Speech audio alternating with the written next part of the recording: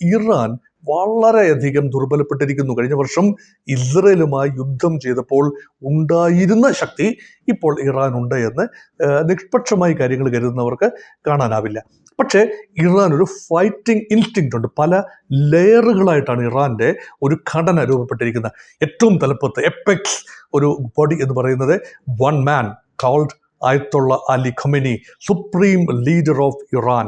ആധ്യാത്മിക, temporal powers എല്ലാം തന്നെ കേന്ദ്രീകരിക്കുന്നത് വൺ ഹാൻഡ്. ഒരുപക്ഷെ തൻ്റെ പിൻഗാമിയായി നിർദ്ദേശിക്കപ്പെട്ടിരുന്ന ആൾ വധിക്കപ്പെട്ടു. അങ്ങനെയെങ്കിൽ മുൻ പ്രസിഡൻ്റാണ്. അങ്ങനെയെങ്കിൽ ഒരുപക്ഷെ അദ്ദേഹത്തിൻ്റെ മകൻ ഒരുപക്ഷെ അടുത്ത പിൻഗാമിയാകും എന്ന ഒരു ചിന്തയാണ് ഇപ്പോൾ ഉള്ളത്. അതെന്ത് തന്നെയാണെങ്കിലും രണ്ടാമത്തെ ലെവലിൽ പൊളിറ്റിക്കൽ ലീഡർഷിപ്പുണ്ട്. Iran IRGC, Iran revolutionary guard, അതൊരു വലിയ ഒരു സേനാ സംവിധാനമാണ്. Elite forces IRGC. അപ്പോൾ ആ ഒരു സംവിധാനം എലീറ്റ് ഫോഴ്സാണ്. അതിൻ്റെ ഇടയിലും സൈന്യത്തിൻ്റെ ഇടയിലുമൊക്കെ വളരെ സമർത്ഥമായി ഇസ്രയേലിൻ്റെ ചാരസംഘടനയായ മൊസദും അമേരിക്കൻ ചാരസംഘടനയായ CIA കടന്നു കയറി എന്നത് വിശ്വസിക്കാവുന്ന ഒരു തെളിവ് തന്നെയാണ്. കാരണം അതുകൊണ്ടാണ് ഇസ്രയേലിനെ ഇറാൻ്റെ ഉന്നത സൈനിക ജനറൽമാരെ വകവരുത്താൻ ഇസ്രയേലും അമേരിക്കയും കഴിഞ്ഞത്.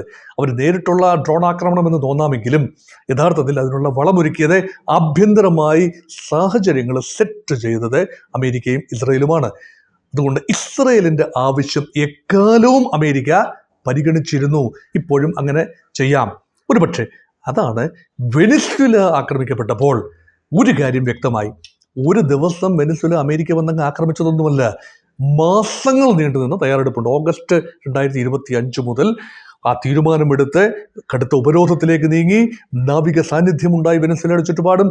യുദ്ധക്കപ്പലുകൾ ഏറെ വിന്യസിക്കപ്പെട്ടു. അതിന് നടുവിൽ ഒരു വിമാനവാഹിനി കപ്പൽ തന്നെ ഉണ്ടായിരുന്നു, കപ്പൽ പട തന്നെ ഉണ്ടായിരുന്നു ആ കരീബിയൻ കടലിടുകിൽ. അതുപോലെ നൂറുകണക്കിന് വിമാനങ്ങൾ, ഹെലികോപ്റ്ററുകളും അല്ലാത്ത വിമാനങ്ങളും ഉപയോഗിക്കപ്പെട്ടു. 1500 അമേരിക്കൻ ട്രൂപ്സിനെ ഉപയോഗിച്ചുകൊണ്ടാണ് വെനിസ്വേല ആക്രമണം നടത്തിയത്. അതിനുള്ള ഗ്രൗണ്ട് ഒരുക്കിയത് CIA. സെപ്റ്റംബർ ഒക്ടോബർ മാസത്തിൽ തന്നെ ഹൈപ്പർ ആക്റ്റീവായി ഒരു ഡിഫൻസ് സംവിധാനത്തിൽ കടന്നു കയറി. വെനിസ്വേലയുടെ ഡിഫൻസ് സംവിധാനത്തിൽ കടന്നു കയറി. സുരക്ഷാ ഉദ്യോഗസ്ഥന്മാരുടെ ഇടയിൽ മോൾസിനെ പ്ലാന്റ് ചെയ്തു. അതുപോലെ ക്യൂബൻ സുരക്ഷാ സൈനികരാണ് നിക്കോളാസ് മഡുറോയുടെ പേഴ്സണൽ സംരക്ഷണം ഏറ്റിരുന്നത്. ഇതെല്ലാം തന്നെ മനസ്സിലാക്കി കൃത്യമായി ചില കാര്യങ്ങൾ നള്ളിഫൈ ചെയ്ത് സൈനിക കേന്ദ്രങ്ങൾ ആക്രമിച്ച് ഒരു ഭീകര അന്തരീക്ഷം സൃഷ്ടിച്ച് നിക്കോളാസ് മഡുറോയെ തട്ടിക്കൊണ്ടുപോവുകയാണ്. അബ്ഡിക്കേറ്റഡ് ആണ്. അദ്ദേഹത്തെ അങ്ങ് അറസ്റ്റ് ചെയ്ത് കൊണ്ടുപോയി എന്നൊക്കെ പറയുന്നത് ലാഘവത്തോട് പറയുന്നതായിരിക്കും. അദ്ദേഹത്തെ ബലപ്രയോഗത്തിലൂടെ കൊണ്ടുപോയി സ്മൂത്തായിട്ട് ഊരി അങ്ങെടുത്തു. അതുപോലെ ഇറാനിൽ നടക്കുമോ?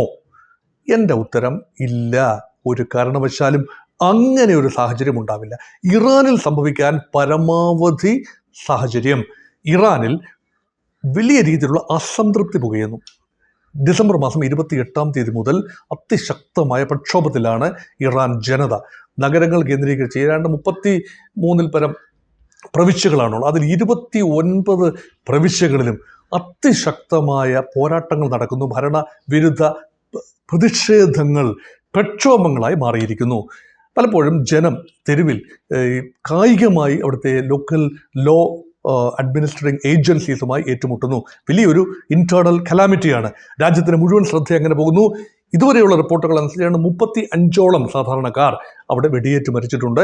സുരക്ഷാ സൈനികരുടെ വെടിയേറ്റ് മരിച്ചിട്ടുണ്ട്. ഏതാനും സുരക്ഷാ സേനാ അംഗങ്ങളും പോലീസും മരണപ്പെട്ടു എന്നതും വാസ്തവമാണ്. ഇത് ആളിക്കത്തിച്ച് ഏതാനും ആഴ്ചകൾ കൂടി ഈ പ്രക്ഷോഭം തുടർന്നു കഴിഞ്ഞാൽ വലിയ രീതിയിലുള്ള ഒരു ഭരണമാറ്റത്തിന് വേണ്ടിയുള്ളൊരു മുറവിളി ഉണ്ടാകും. ഇപ്പോൾ തന്നെ അയത്തുള്ള അലി ഖമേനിക്കെതിരെ ഓപ്പണായി തെരുവിലിറങ്ങിക്കൊണ്ട് പ്രതിഷേധം നടത്താൻ ഇറാനിയൻ ജനത തയ്യാറായിരിക്കുന്നു. ഒരു 4-5 വർഷം മുമ്പ് 2022 മാഷ അമനൈ എന്ന ഒരു ചെറുപ്പക്കാരി ഹിജാബ് ധരിച്ചതിൽ വന്ന അപാകതകൾ ചൂണ്ടിക്കാട്ടിക്കൊണ്ട് ഒരു സദാചാര പോലീസ്, ഇറാനിലെ ഒരു കൺസർവേറ്റീവ് പോലീസ് സംവിധാനം, സദാചാര പോലീസ് തന്നെ പറയാം, ഇടപെട്ട് കൊല ചെയ്തത് വളരെ വളരെ വലിയൊരു വിവാദമായിരുന്നു. ഇറാനുള്ളിലും ലോക മനസാക്ഷിയെ തന്നെ പിടിച്ചു കുലുക്കിയതാണ്. അന്ന് സമാനമായ പ്രക്ഷോഭങ്ങളുണ്ടായി. പക്ഷേ അതിനേക്കാൾ ഇൻറ്റൻസിറ്റിയുള്ള, തീവ്രതയുള്ള വലിയ പ്രക്ഷോഭങ്ങളാണ് ഇറാനിൽ നടക്കുന്നത്. അതുകൊണ്ട് ഇറാനിലെ ജനങ്ങൾ തന്നെ തീരുമാനിക്കട്ടെ. ഇപ്പൊ ക്യൂബയെക്കുറിച്ച് ട്രംപ് പറയുന്നത് എന്താണ്? ക്യൂബ സ്വന്തം ജനതയുടെ പ്രതിഷേധത്താൽ തന്നെ ക്യൂബൻ ഗവൺമെന്റ് വീഴും, ആടി നിൽക്കുകയാണ്. ഒരുപക്ഷെ കൊളംബിയയെക്കുറിച്ചും ട്രംപ് പറയുന്നത് ഇതാണ്. കൊളംബിയ ഡ്രഗ് കാർട്ടലുകളുടെ കേന്ദ്രമാണ്. അവിടെയും ജനം പൊറുതിമുട്ടി, ജനം തന്നെ അത് കൈകാര്യം ചെയ്യും. കൈകാര്യം ചെയ്തില്ല എങ്കിൽ അമേരിക്കൻ സൈന്യത്തിന് അവിടെ കടന്നു കയറാം. പക്ഷേ അമേരിക്കൻ സൈന്യം ഇറാനിൽ കടന്നു കയറാൻ സാധ്യതയുണ്ടോ? പൂർണ്ണമായി തള്ളിക്കളയാനാവില്ല എങ്കിലും വെനിസ്വേലയിൽ നടന്നതിന് സമാനമായ ഒരു അറ്റാക്ക് നടക്കാൻ സാധ്യത കുറവാണ്. അതിനുള്ള കാരണം 9 ഈ സൈനിക താവളങ്ങളാണ്, വ്യോമതാവളങ്ങളും നാവിക താവളങ്ങളുമാണ് വിവിധ രാജ്യങ്ങളായി അമേരിക്കയ്ക്ക് മധ്യ പൗരസ്ത്യ പ്രദേശത്തുള്ളത്.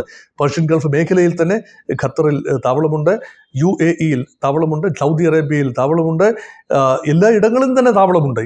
ഇറാഖിലും സിറിയയിലും ഒക്കെ അമേരിക്കൻ താവളങ്ങളുണ്ട്.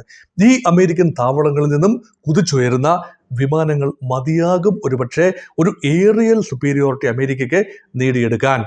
ഇപ്പോൾ പാകിസ്ഥാനുമായി ചേർന്ന് നിൽക്കുന്നതിൻ്റെ അടിസ്ഥാനം കേവലം ഇന്ത്യ വിരോധം മാത്രമല്ല, ഇന്ത്യ അമേരിക്ക വ്യാപാര കരാർ മാത്രമാണെന്ന് വിശ്വസിക്കാനുള്ള മൗഢ്യം നമുക്കില്ല. പക്ഷേ ഒരുപക്ഷെ പാകിസ്ഥാൻ്റെ തെക്ക് പ്രദേശത്തെ ചബഹാർ തുറമുഖത്തിനും, അതായത് ഇറാനിലെ ചബഹാർ, ഇന്ത്യ സഹായം ചെയ്യുന്ന ചബഹാർ തുറമുഖത്തിനും പാകിസ്ഥാനിലെ പ്രധാനപ്പെട്ട അമേരിക്കൻ സഹായത്തോടുകൂടി പണിത, ചൈനീസ് സഹായത്തോടുകൂടി പണിത ഗദ്ദാർ തുറമുഖത്തിനും ഒക്കെ മധ്യേ ഒരു തുറമുഖം, അമേരിക്കൻ സാന്നിധ്യമുള്ള അമേരിക്കൻ കപ്പലുകൾക്ക് അടുക്കാവുന്ന ഒരു സൈനിക വിന്യാസത്തിന് സാധ്യമാകുന്ന തുറമുഖം എന്ന ആശയമുണ്ട്.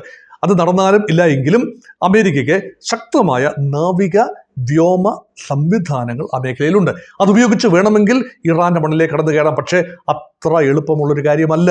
ഇറാന്റെ മണ്ണിൽ കടന്നു കയറുന്നത് എളുപ്പമുള്ള കാര്യമല്ല. കാരണം ജിയോഗ്രാഫിക്കൽ കാര്യം തന്നെയാണ് പ്രധാനപ്പെട്ട കാര്യം.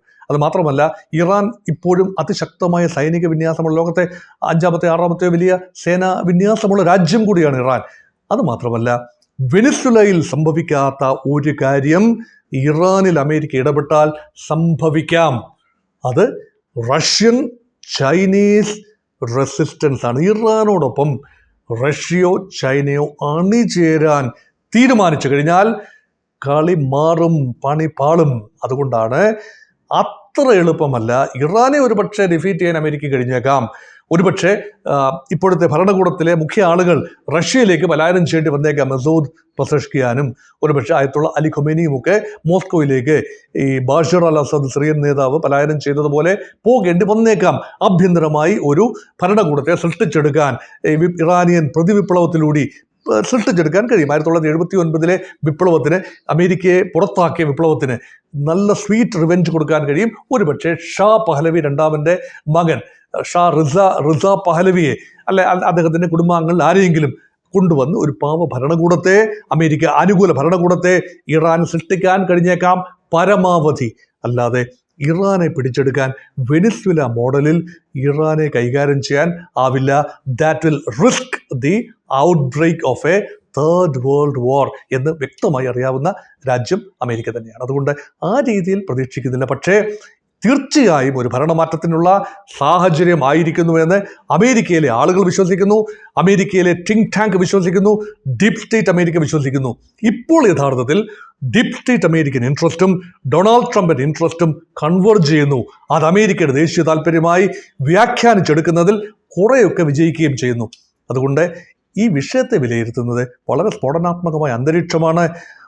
ഇപ്പോൾ ശാന്തമായി ഒഴുകുന്ന പുഴയൊന്നുമല്ല ലോകക്രമം എങ്കിൽ പോലും റൂൾ ബേസ്ഡ് ഗ്ലോബൽ ഓർഡർ, ചില നിയതമായ ചട്ടങ്ങളുടെ അടിസ്ഥാനത്തിൽ ഇപ്പോൾ തുടർന്നുകൊണ്ടിരിക്കുന്ന ലോകക്രമം ആകെ അട്ടിമറിച്ചുകൊണ്ട് അമേരിക്ക പൂർണ്ണമായ ഒരു പുതിയ വ്യവസ്ഥിതി സൃഷ്ടിക്കാനാണ് ശ്രമിക്കുന്നതെങ്കിൽ റെസിസ്റ്റൻസ് ഉറപ്പായി ഉണ്ടാകും. ഒരുപക്ഷെ റഷ്യയും ചൈനയും മാത്രമല്ല, അമേരിക്ക നേതൃത്വം നൽകുന്ന ക്രമത്തെ എതിർക്കാൻ ഇന്ത്യ പോലും ഒരുപക്ഷെ മുന്നോട്ട് വന്നാൽ അത്ഭുതപ്പെടാനില്ല. അതൊരുപക്ഷെ സൈനികമായ രീതിയിലായിരിക്കില്ല. ഒരു സാമ്പത്തിക ക്രമം, അമേരിക്കൻ ഡോളർ നേതൃത്വം നൽകുന്ന ഒരു സാമ്പത്തിക ക്രമത്തിനെതിരെ ഒരുപക്ഷെ ബ്രിക്സിൻ്റെ ഒരു സാമ്പത്തിക കൂട്ടായ്മ കൂടി, ഇറാൻ ഉൾപ്പെടെ ബ്രിക്സ് രാജ്യമാണെന്ന് ഓർക്കണം. നോക്കൂ, വെനിസ്വേല അക്രമത്തെ അപലപിച്ച രാജ്യങ്ങളുടെ കൂട്ടത്തിൽ ബ്രിക്സ് രാജ്യങ്ങളിലെ മുൻപന്തിയിൽ റഷ്യ അപലപിച്ചു, ചൈന അപലപിച്ചു, സൗത്ത് ആഫ്രിക്ക അപലപിച്ചു, ബ്രസീൽ അപലപിച്ചു. അവിടെ പ്രമുഖ രാജ്യങ്ങൾ ഇന്ത്യ മാത്രമാണ് അക്കാര്യത്തിൽ നിഷ്പക്ഷത പാലിച്ചത്. തങ്ങളുടെ താല്പര്യം വെനിസ്വേലൻ ജനതയോടൊപ്പമാണ്, പക്ഷേ നിക്കോളാസ് മഡൂറോടൊപ്പമല്ല. അമേരിക്കയുടെ ആക്രമണത്തെ ന്യായീകരിക്കുന്നില്ല എങ്കിലും അതിനെ വിമർശിക്കുന്നതുമില്ല എന്നതും വളരെ ശ്രദ്ധേയമാണ്. ചർച്ചകളിലൂടെ പരിഹരിക്കണമെന്ന ഒരു പ്രഖ്യാപനമാണ് ഇന്ത്യയുടെ ഭാഗത്തു നിന്ന് താല്പര്യമാണ് പറഞ്ഞു വന്നത്. അതുകൊണ്ട് ബ്രിക്സിലൂടെ ഈ ഒരു ക്രമത്തിനൊരു ബദൽ കണ്ടെത്താനുള്ള ശ്രമങ്ങൾ ഊർജിതമാകും. അതുകൊണ്ട് ഇറാനിൽ വലിയ നാടകീയമായ നീക്കങ്ങളൊന്നും അമേരിക്ക ചെയ്യില്ല എന്ന് തന്നെയാണ് എൻ്റെ പ്രതീക്ഷ.